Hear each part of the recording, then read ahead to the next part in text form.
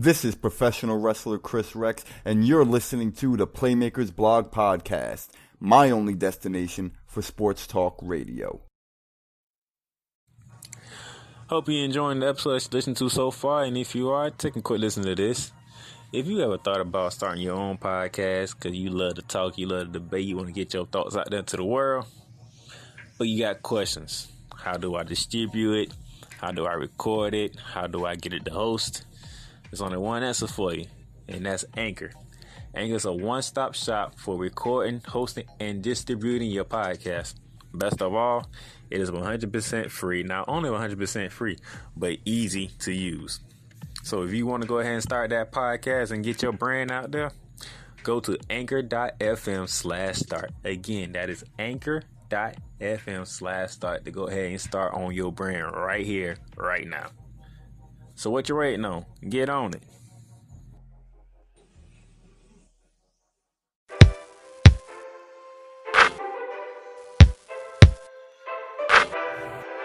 You ready? I'm ready. The Playmaker's Bar Podcast present Hoops Talk, hosted by Darnell the Playmaker Salins. NBA, college basketball, playoffs, March Madness. No matter what, we talking hoops, man. Let's get it.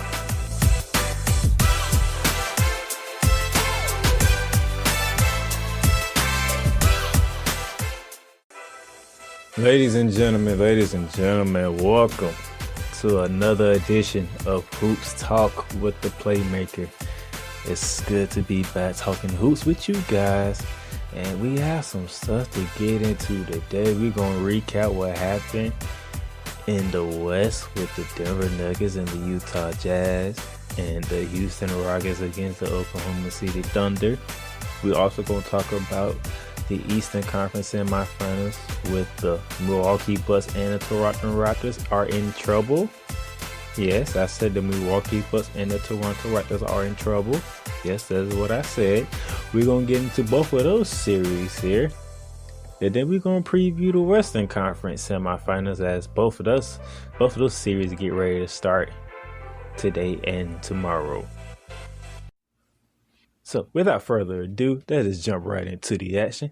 And let's begin of what had took place a couple of days ago as the Denver Nuggets took down the Utah Jazz in Game 7, 80-78. That series there has been the best series of basketball I have seen in a while. Donovan Mitchell and Jamal Murray were show off. They were superstars in this series. Oh my goodness. I mean, Donovan Mitchell had 2 games of 50 points and a game of 40 points scoring. Jamal Murray practically did the same thing. He had 2 games dropping 50 and a game of dropping 40 points. I mean, these two here were just going at it. And by the way, the Utah Jazz had a 3-1 series lead on the Nuggets. I mean, Game 1, Denver took it. Donovan Mitchell dropped 57 in a losing effort. And Jamal Murray dropped 36 in that same game to help give the Nuggets the 1-0 lead. And then next thing you know, Utah whipped off 3 in a row. Donovan Mitchell putting up 30 points, 20 points, 51 points, and all Jazz victories. Jamal Murray, he struggled in games 2 and 3, scoring only 14 in game 2, 12 in game 3, and then he came out in game 4 and put up a 50 burger. Donovan Mitchell had 51 in game 4. Jamal Murray had 50 in game 4. Them boys was battling. They was going at it on the real. They were going at it. They was not stopping. So you talking about Utah up 3-1, you looking like, damn, Denver. It's gonna be disappointing, man. Y'all finna lose to Utah. By the way, I had Utah.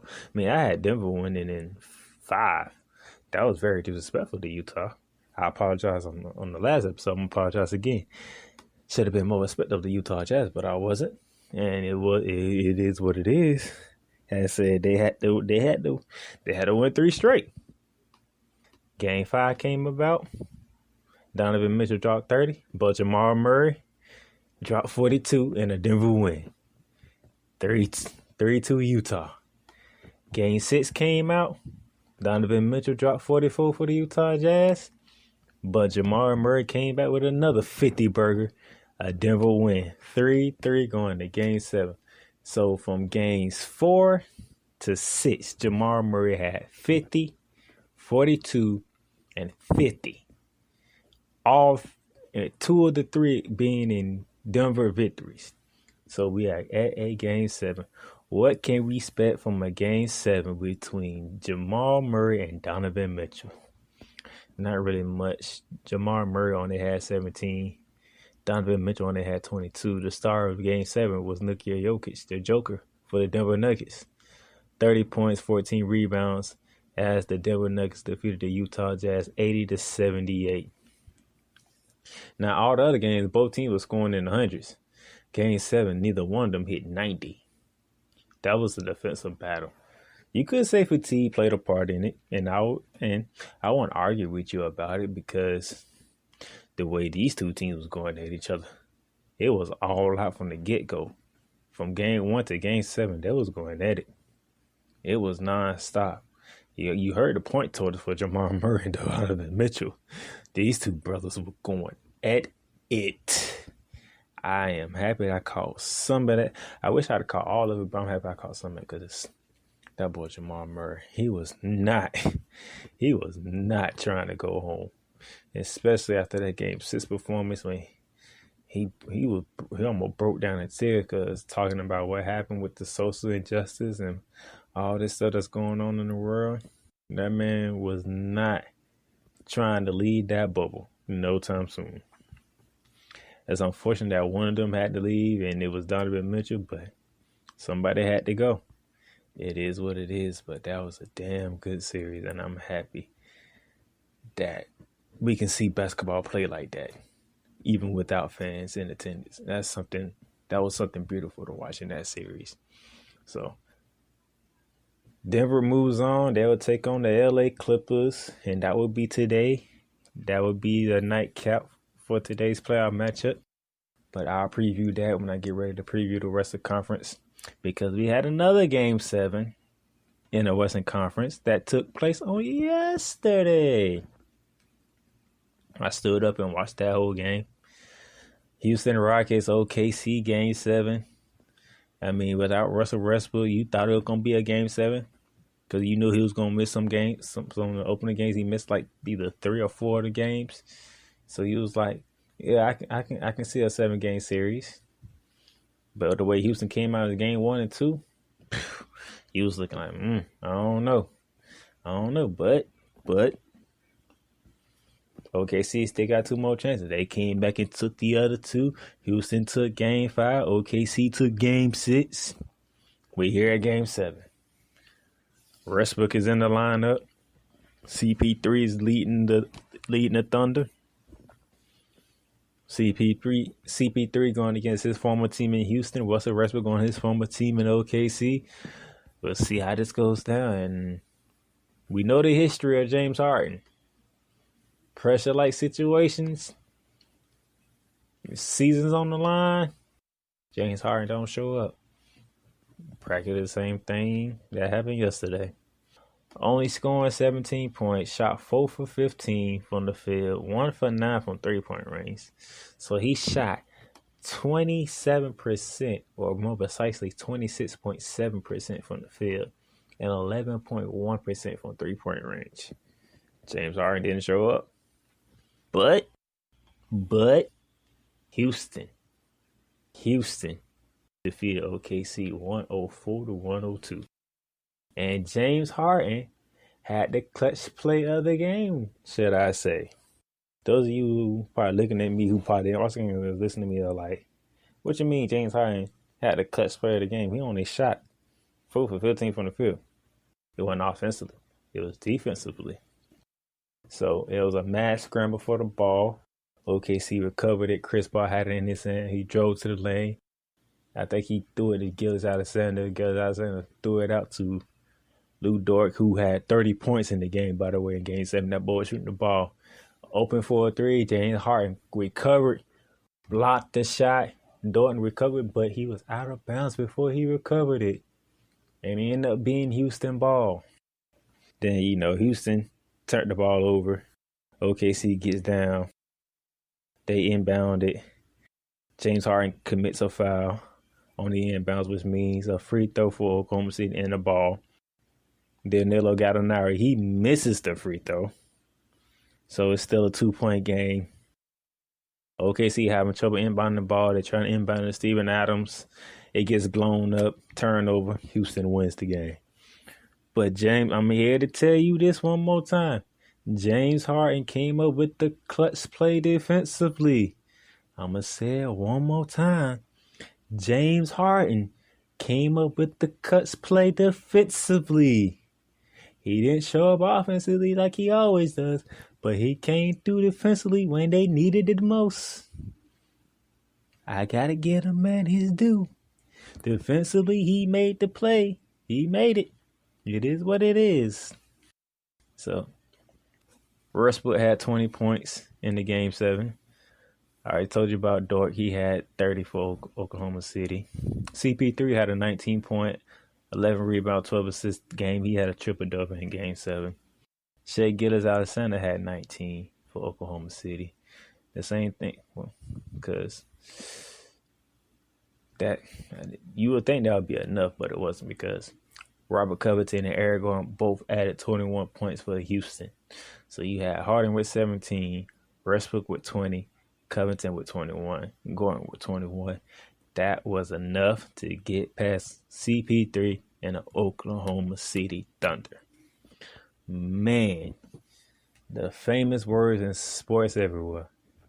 Game 7. The Denver-Utah series, the OKC-Houston series, both live up to that meaning of Game 7. Win or go home scenario. It was beautiful to watch these games, and I'm happy I watched it. So now Houston has the task of taking on the other LA team. That would be the top-seeded team in the West. That would be the LA Lakers. So now, allow me to switch gears here and let me go to the Eastern Conference real quick before I preview the Western Conference Semifinals, because the Eastern Conference Semifinals already got 4 games in. Boston Celtics, Toronto Raptors. Boston is leading that series 2-0. The Milwaukee Bucks and the Miami Heat. The Miami Heat leading that series 2-0. Yes, ladies and gentlemen, I'm going to repeat that again for you guys. The Boston Celtics, the 3 seed, is leading the 2 seed, and the defending champs, the Toronto Raptors, 2-0. And the Miami Heat, the 5th seeded team in the East, has a 2-0 lead over the top seed in the East and the top team in the NBA, the Milwaukee Bucks. Now, how did we get to this point, you might ask? Well, for those of you who haven't been paying attention, the Boston Celtics series with the Toronto Raptors, they kicked off that, that Saturday or I want to say that Saturday, because they both got kicked off on last Thursday, but the whole protesting thing and having a meeting and stuff like that after what happened with Jacob Blake up in Wisconsin took place. So they pushed that series back, and it started on Saturday. If my memory serves me. Yep, started on Saturday. And Toronto didn't really show up in game 1. Austin was ready. I don't think Toronto was ready. The reason why I say that, because Boston beat them 112-94. I think that was the first time since the bubble happened that Toronto didn't score 100 points in a game. Kind of shocking. But looking at it, I'm looking at game 1 stats for the Boston Celtics. Kemba Walker, 18 points. Marcus Smart, 21 points. Daniel Tice, 13 points. Jason Tatum, 21 points. Jaylen Brown, 17 points. Robert Williams coming off the bench, giving him 10 points. I mean, look, you have 6 guys in double figures. 2 of them scoring 21 points. And you look at the Toronto side for game 1. Kyle Lowry, 17 points. VanVleet, 11 points. Pascal Siakam, 13 points. OG Anunoby, 12 points.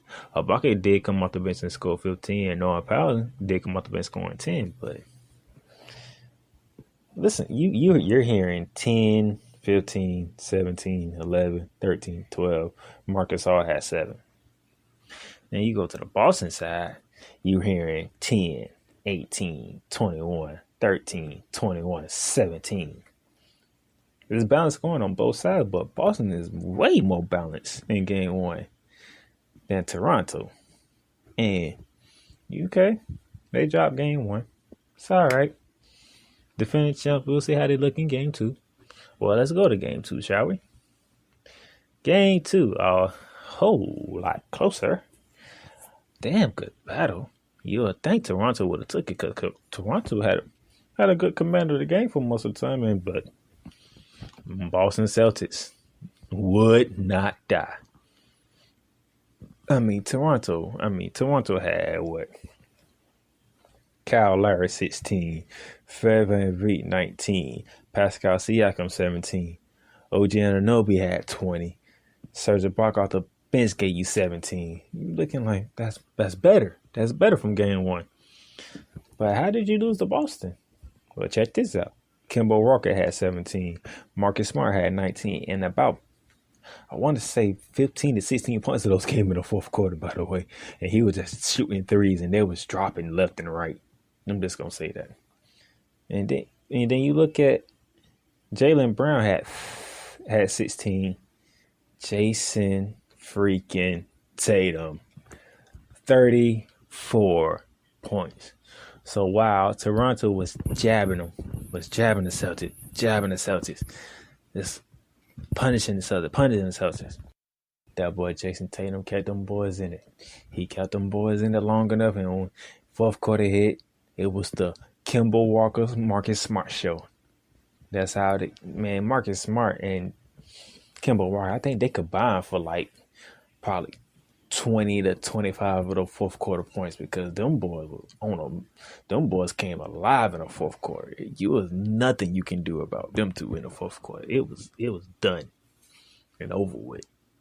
So the Celtics came back and took game 2, 102-99. So now the defending champs with the reigning coach of the year, Nick Nurse, they got some soul searching to do right now because if they don't win game 3 today, and that is it, and that's 6:30. That's 6:30 on today. I believe it's on, what is it on? It's on TNT, 6:30 today. If they don't do something today, boy, it's gonna be over for the defending champs in a surprising way. I had Boston win the series, but I had it going 7. If Toronto don't wake up and win game 3 tonight, it won't go 7. It might go 5. So these boys better do something. That's all I gotta say. They better do something. And that leads me to the other East semifinals, where the Miami Heat has a 2-0 lead over the top team in the NBA, the Milwaukee Bucks. Now, how did we get here? Quite simple, really, if you want to think about it. Coming into the series, I had this going 7. I just believed in Milwaukee, but I think Harris Sports is deploying what Nick Nurse did last year to Giannis. Packing the paint, making other people try to beat him. It ain't working because Miami got sharpshooters, and them shooters are coming alive. These guys are playing ball. I need Milwaukee to wake up and do some things because let's see here. Game 1, Miami took it 115-11. They beat the top team in the NBA by double digits in the first game. Let's look at Milwaukee. George Hill, 8 points. Wesley Matthews, 7 points. Brook Lopez had 24 and Chris Middleton had 28. They did their thing. Giannis Antetokounmpo 18 points. Giannis, you are known for putting in 30. That's 12 points off. Your game one scoring was 12 points off. You had 18. I needed 12 more points from you, sir. I didn't get 12 more points. You lost by 11. And you were short 10 points because you known for scoring 30. Let's go to Miami. Goran Dragic, 27 points. Duncan Robinson didn't have a good game. He only scored 4 points. Bam Adebayo gave you 12. Jay Crowder gave you 9, but Jimmy freaking Buckets Butler, a 40 burger. 13 for 20 shooting. He shot 65% in game one. Jimmy freaking Butler shot 65% from the field. Get out of here. Put a 40 burger on the Milwaukee Bucks. And they took it by 11. Jimmy Butler was saying, I would not be defeated. All right, Giannis. Y'all down 1-0. Game 2. Game 2 was yesterday. Did the Milwaukee Bucks respond favorably? The answer is no, because I just told you Miami's up 2-0. So now we get to what happened last night. And what happened last night, I don't know what to tell you what happened last night, ladies and gentlemen. Some interesting things happened last night in this game. And I don't even know where to begin. Let's just put it like this. First of all, I'm going to tell you the score. Miami 116, Milwaukee 114. That's how Miami's up 2-0. But let's go to the Milwaukee side. What did we get from the Milwaukee Bucks side? We had, 16 from Eric Bledsoe. Okay. George Hill came out the bench, gave you 14. Good. Wesley Matthews on the score, 4 points. We need more from Wesley Matthews. We need at least 10 to 15 from Wesley Matthews here. Okay, Brook Lopez came back down to earth on the scoring 16 points. Chris Middleton, 23. Okay, we're good. Giannis, 29 points. All right, that's what we need. 29 points. All right, we getting somewhere. There you go, 29 points. But we go over to the Miami side. Goran Dragic, 23 points. Duncan Robinson, 13 points. Bam Adebayo, 15 points. Jay Crowder, 16 points. Tyler Hero out the bench with 17 points. Kyle Olynyk with 11 points. Jimmy Butler only had 13 points. You hear that and you like, damn, Miami won? Yep. Because Chris Middleton, Giannis Antetokounmpo, Brook Lopez, Eric Bledsoe, and George Hill. That's 5 guys scored in double figures for the Milwaukee Bucks. But if you go over to the Miami side, Tyler Hero, Kelly Olynyk, Goran Dragic, Duncan Robinson, Bam Adebayo, Jay Crowder, Jimmy Butler. That's 7 guys for Miami scoring in double figures. Matter of fact, make that 7 guys. 7 guys. 7 to Milwaukee's 5. Balance scoring. Goran Dragic doing Goran Dragic things. Jimmy Butler wasn't needed in clutch time. Matter of fact, he was needed in clutch time. Let me take that back because first of all, Miami's up 3. Milwaukee has the ball. Chris Middleton gets the ball off the screen, shoots the shot, and runs into Goran Dragic's body. They called a foul on Goran Dragic. It's a debatable. Is it a foul or is it not? Most people don't like the call. I don't like the call, but it is what it is. Middleton hits all 3 free throws. We have a tie game. And as the seconds wind down, Jimmy Butler runs the clock down, shoots the shot, misses it. They call a foul, and they call it on Giannis Antetokounmpo, the Greek Freak, with 0 seconds on the clock. They called that foul because Giannis put his hands on Jimmy Butler. people can holler, hey, they call that all the time. That's a foul. Do they call that all the time? Do they really call that all the time? Yeah, they can call it sometimes, but all the time, I don't think so. But they called the foul in a tie game. 0 seconds on the clock. Jimmy Butler hits the first one. Game over. But due to regulation rules, he has to shoot the second one. He made the second one. And that's how Miami gets the 116 to 114 victory to go up 2-0 on the Milwaukee Bucks. There was some very, very, very ticky-tack calls, some very stupid calls made in this Miami-Milwaukee game. I just told you 2 of them right there. The Goran Dragic fouling Chris Middleton on three-pointer. That's debatable. Giannis Antetokounmpo's foul on Jimmy Butler as the time went expired. That's definitely debatable. What's up with this flagrant foul that we called on Kyle Korver after Iguodala shot the ball? He landed on Kyle Korver's foot because Kyle Korver tried to block the shot, didn't block it. Happened to land first. Andre Iguodala land on him afterwards. Instead of just calling the foul, they leave it like that. They call a flagrant 1 foul on Kyle Korver, which means Iguodala shoots the free throw and Miami retains possession of the ball. I hate that call.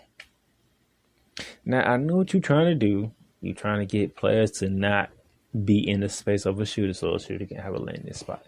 Because all this started when Zaza Pachulia, who was playing for the Golden State Warriors, slid under Kawhi Leonard after Kawhi Leonard took a shot and pretty much took Kawhi Leonard out of that series when San Antonio Spurs were whooping the Golden State Warriors' ass by 20 points in the first half. And then, we know what happened from there. Golden State dismantled the San Antonio Spurs from that point forward. So that's why the rule is implemented. But Kyle Korver attempted to block the shot. He didn't block it. And they both was in the air, and he happened to land first, and Iguodala landed on top of him, turning his own ankle. We don't like to see that. That's something we don't want to see. But to call that a flagrant foul is ridiculous. Now, if you call it a common foul, I get it. Common foul. All right. If Iguodala can shoot his free throws, shoot your free throws. But to call that a flagrant and give Miami the ball, let's be for real here. Let's be honest here. Now, the flagrant foul call on Bam Adebayo, I agree with. Nobody was swiping at you. You had control of the ball, and you elbowed Chris Middleton dead in his face, right in his jaw. Like, you didn't even have to do that. You had the ball. You had possession. Well, nobody was trying to reach in because they knew the ref was calling all types of fouls in this game, so you could have did anything but swing your elbow and connect with Chris Middleton's face. You could have did anything but that, but you didn't. So you deserve your flagrant 1 call. I'm glad they ain't say flagrant 2 though. Cause they would have said flagrant 2, I would have been mad. Cause I'm like, he wasn't trying to do it intentionally, but when you're taught young to swing your elbows to create space, you can't do that no more. You can't create space no more, okay? You can't do certain things in the NBA no more that you was able to do back then. They taking a lot of stuff out of it. They making it less contacted as possible. Like Stephen A. like to say, you can breathe on somebody and they'll call you for a foul. That's pretty much what it is. But the swinging of the elbow and you connected with Chris Middleton, that's a pretty good one. I ain't going to dive too much for that. But just like Toronto, Milwaukee got some soul searching to do, man. They blocking Giannis from getting to the rim as much as they can. Chris Middleton, he's doing his thing. Wesley Matthews, you got to step up. Eric Bledsoe, you got to stop with the stupid plays down the stretch. You sitting here trying to figure out who's doing what on defense. Play your game. Don't look at, is Jimmy Butler guarding you? No, don't worry about Jimmy Butler. Because if you just would have went and drove to the hole and went strong and made Jimmy Butler commit, you wouldn't have had Jimmy Butler steal the ball when you try to pass it back out to Giannis or whoever was in the corner. I think Giannis was in the corner or whoever was in the corner at that point in time. But that didn't happen. So, yep, Toronto down 2-0. Milwaukee down 2-0. Let's see how Toronto responds today at 6:30 and how Milwaukee responds tomorrow at either 6:30 or 5:30, 1 and 2. Now, before we get out of here, we got to preview the Western Conference Semifinals. And kicking off tonight is the series between the Denver Nuggets and the Los Angeles Clippers. Clippers had I think Clippers might be coming off a week vacation, if I may say so myself, because they finished off the Dallas Mavericks in 6, which was good. I appreciate that. Y'all finished them off in 6, which was good. Even though, of course, the Porzingis didn't play and Luka Doncic was still playing with a hurt ankle. But, hey, y'all did what y'all did. Paul George got himself together mentally and decided to show up after game 4 and did his thing in 5 and 6. So, that's good to see. But now, how does this Denver team come back from a day rest and got to deal with the Clippers? I came into this one seeing that the Clippers would win in 6. But it could be possible that the Clippers could win in 5 because I'm pretty sure this Denver team is tired. They went to war with the Utah Jazz after we spoke at the beginning of this episode.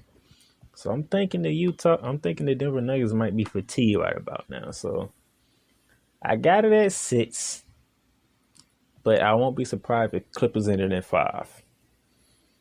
But I got the Clippers in 6. I like the team of Paul George and Kawhi Leonard. I like Montrezl Harrell coming back now and playing in these playoffs. Lou Williams on the team. You'll see if Patrick Beverley is healthy enough and see how effective he'll be against Jamal Murray. If not, Jamal Murray might have to deal with either Paul George or Kawhi Leonard. Now, it's going to be interesting to see. But either way, look, the Clippers are deep. I mean, we already know about Kawhi Leonard, Paul George, Reggie Jackson, Patrick Beverley, Marquise Morris, Montrezl Harrell, Lou Williams. I mean, every now and then they need to. They can go put Pat Patterson in and Jermichael Green in. I mean, they got some guys, man. They got Landry Shamet. They can go to him. These boys are 10 deep. That's going to be a problem for Denver because I don't even think Denver still got all their starters back yet. They did get Harris back. That's a good thing. But how effective he only played like 3 games back. I don't know how effective he's going to be now. You got to deal with these guys over here in L.A. and Doc Rivers' team. So I like the Clippers to advance over the Denver Nuggets. And that brings us to our last and final series to talk about on this episode here. The Houston Rockets, the 5th seed, taking on the top seed in the West, the LA Clippers, led by LeBron James and Anthony Davis. It is small ball against the Lake Show. It is James Harden, Russell Westbrook against LeBron James and Anthony Davis. These boys might be a little fatigued too. But then again, James Harden didn't have a very good game, so James Harden can come out in game 1 and be all fired up. James Harden might come out firing. Russell Westbrook, he always 100 miles per hour. That man is a nonstop one. But PJ Tucker, Robert Covington, Eric Gordon, Jeff Green, Daniel House, these boys going to have to show up and play because LeBron James is rested. AD is rested. The other Morris brothers is on the Lakers. You got to deal with Danny Green. He can be a 3-point sniper.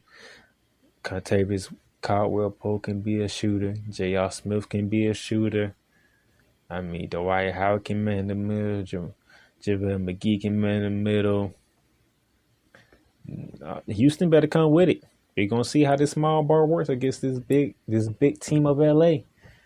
I mean, come on, LeBron 6'8", AD like 6'11", or 7 feet. JaVale McGee and Dwight Howard both over 7 feet.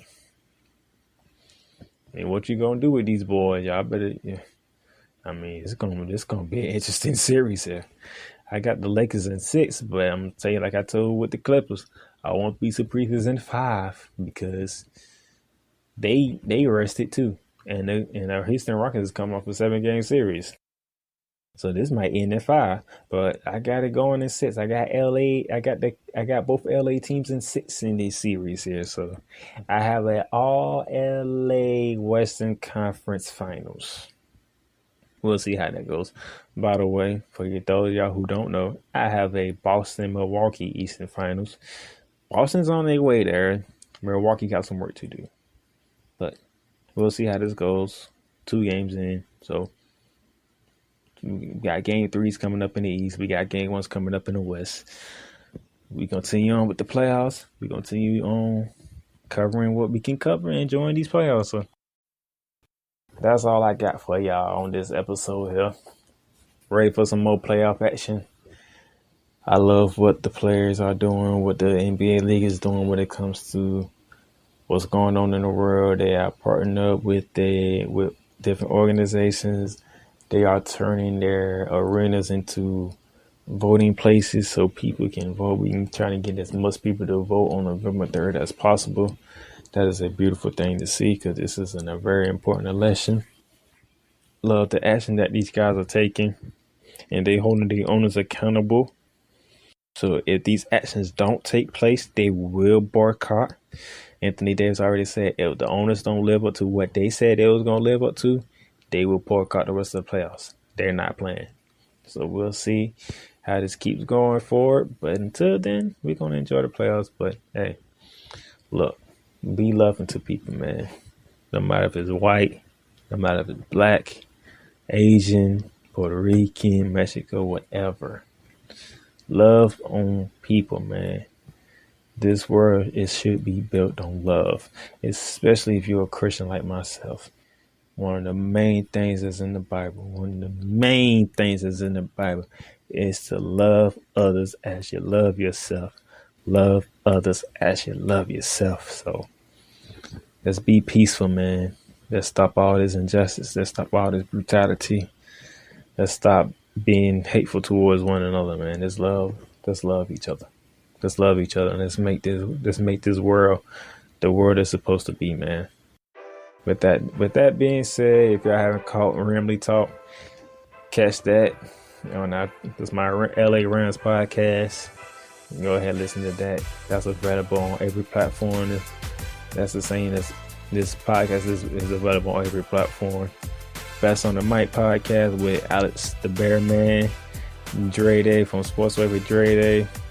We preview the Sweet 16 after recapping around the 32. Y'all take a look at that if y'all wrestling fans. That's on every platform as well. So with that being said, the Playmaker is signing out until next week for more Hoops Talk. Have a good day.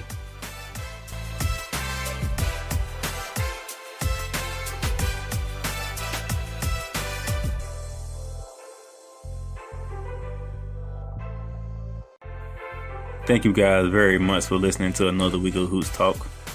Now, if you want to stay updated on new episodes that's coming up for Hoops Talk, please subscribe to the podcast. And those of you who are listening on iTunes or Apple Podcasts, please leave a rate and review of the podcast. Let us know how we are doing. And for those of you who want to be updated on everything that goes on the Playmakers Blog brand, subscribe to the website, theplaymakersblog.com. That way you can see every podcast that's under the brand. And you can even get your own Playmakers Bar merch by hitting our shop tab on the website. You'll see our Threadless store and our Spreadshirt store. So get you some Playmakers Bar merch. And don't forget, subscribe to the website to stay updated on everything that goes on the Playmakers Bar brand. As for me, the Playmaker down there, Silence, I'm signing off until next week for more Hoops Talk.